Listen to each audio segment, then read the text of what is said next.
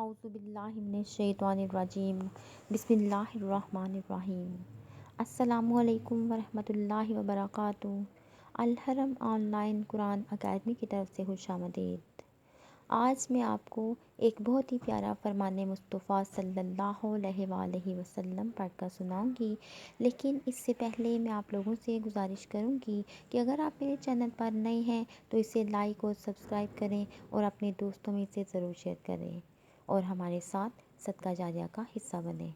تو چلتے ہیں فرمان مصطفیٰ صلی اللہ علیہ وآلہ وسلم کی طرف۔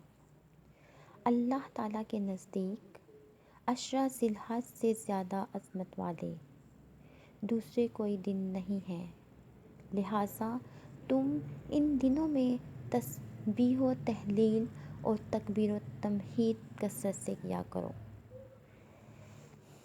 اس حدیث میں ذی الحج کے مہینے کے پہلے عشرے کی اہمیت و فضیلت کے بارے میں بتایا گیا ہے۔